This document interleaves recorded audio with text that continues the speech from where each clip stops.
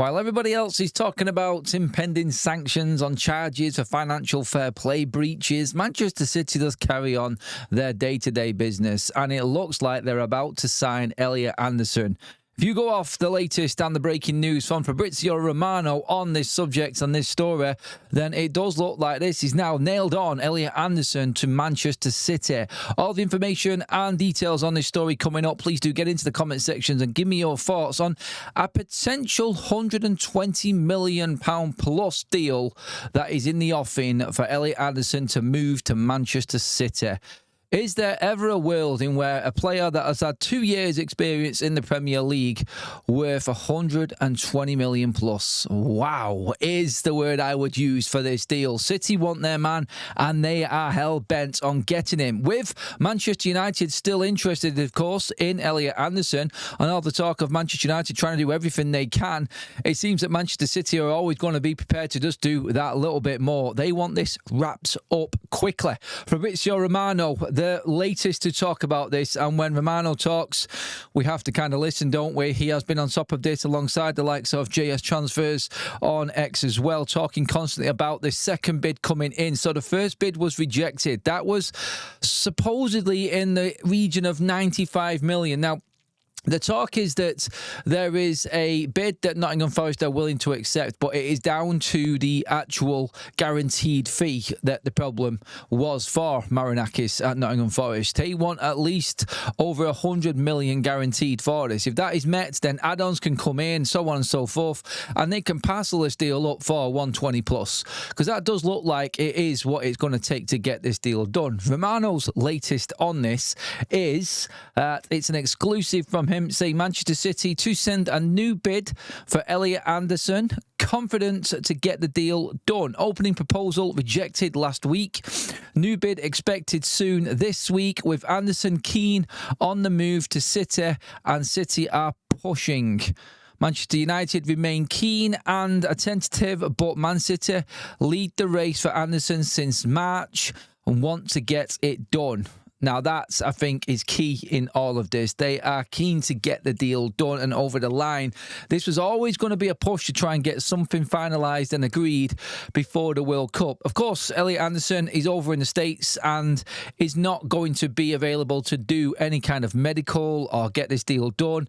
But what can be agreed is a fee between clubs, and that be guaranteed, of course, between Forest and Manchester City. Elliot Anderson, as soon as this is finished, can do his medicals, can go over the necessary dotting the I's, crossing the T's, getting the contract in place, and this can then move forward and become, well, can become one of the highest records transfers in Premier League history. Again, getting close to that Alexander Isak. Now, there is no actual figure on this. We're only using figures on this, and for instance, like I've used in the thumbnail around the 120, the reports were before that there was supposedly nearly 20 million in add-ons to go in on Elliot Anderson from Manchester City and this deal, and then parcelling it up that way, and that is staggering alone. I've said this in the previous video on this very subject of Anderson to City, in that you've got transfers going through and record transfers going through for clubs and Premier League clubs potentially this year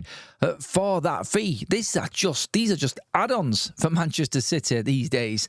Of course, this is going to cause a stir. Like I said at the top of this video, Manchester City were expecting this month to be called up upon these financial fair play charges. Everyone's expecting the verdict to come through from the Premier League and City's case, and they're still just going about. City are just saying that it's business as usual. And it is showing a sign of confidence from Manchester City that they're just going to get away with this. Or, like some people have said, and I think we did allude to this in the last video as well, let Manchester City get as much as they can done now and spending massive amounts of money because they might get in trouble. There could be a transfer ban.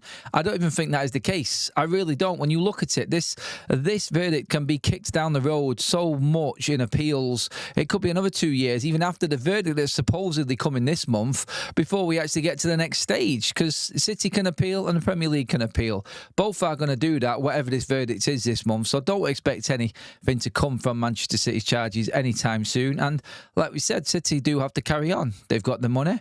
The revenues are there. on the books, they can bring in Elliot Anderson because they're moving on. The likes of Bernardo Silva, John Stones, all of these types of players that are on massive contracts at Manchester City are leaving a gaping hole there within their budget, and in comes Elliot Anderson. This was always the case. City were always willing to pay more than Manchester United. We're always willing to go more on the wages. While United are still playing catch up and trying to get back and competitive and, let's just say, sustainable within the big competitions, Premier League and Champions League, you can only be this proactive at this level in the amount of money that Manchester City have spent if you're constantly competing. That's the only way you can balance your books. Forget about how City got to this stage and the charges and everything that's coming their way. Yes, you can say what you want about that, but within this transfer cycle, financial fair play cycle, that Manchester City have generated their revenues through just winning trophies and being competitive, and they're able to spend because they're successful on the pitch. And that's the only way you can get to this. It's a crazy amount of money for one player. And again, with Pep Guardiola leaving Manchester City, I still don't see how Elliot Anderson sees Man City as the appealing prospects over other clubs. And again, with me being a United fan, I think that makes me look a bit biased towards Manchester United because I think he'd have a better future at Manchester United. But of course, look, City are the team that you can pretty much say you're going to go to and you're going to be competing in every single competition, and you've got a better chance of winning the trophy. This is Elliot Anderson's last transfer. He's 23, but there is no way that Manchester City sell Elliot Anderson unless he falls off a cliff form-wise and it all goes completely wrong at Manchester City. But this is his big move. This is the massive... When you go to a big club like this and you go for a fee like this, you can't see anything past this move, and it's his future as well that we're talking about here. And I think that's obviously something that he's discussed with his family, his friends and everything like that, and he thinks that City is the right way to go. Honestly, I still don't get it, but look, it's his mind and he's clearly made it. And like Romano said there, that since March we've had all of the personal terms been spoken about Elliot Anderson going to Manchester City, about him liking, about following them on social media and all of that. It has looked like it's been going down this road. United, in terms of their interest in him, I don't know what that is because we haven't heard anything significant with Manchester United. But then again, United will only go in for a player if they are convinced he wants to come to them. And it kind of makes sense with this now, because if Elliot Anderson has told Manchester City there is the green light there, the first bid went in, they've quickly moved with the second bid, and what Romano is saying here is this is expected to be the one that gets it done. Let's see if that is right, and let's see this week if Manchester City can get this finalised. It's going to be really, really interesting to see how much it actually is and what that guaranteed fee is, because that's going to be the clincher, I think, for Forest. The add-ons will come, and this could stretch to maybe 130 million. If you go off the first bid, 95, plus about 20 million in add-ons, taking it to about 115. Maybe they want to keep the add-ons. Maybe they want 100 million guaranteed and then 20 add-ons on top, taking it above the likes of Declan Rice then as a full package deal. This is what Marinakis has wanted all along, and I think he's going to get his way. It's a staggering amount of money, but City are hell-bent here on getting Elliot Anderson. I think this is done. Let me know what you think, everybody. With everything that's been said, do you think that this is over and it is time to move on for United? City have got their man. Does this strengthen their title credentials? Is this the right move for them? Get into the comments. Let me know on this transfer, everybody.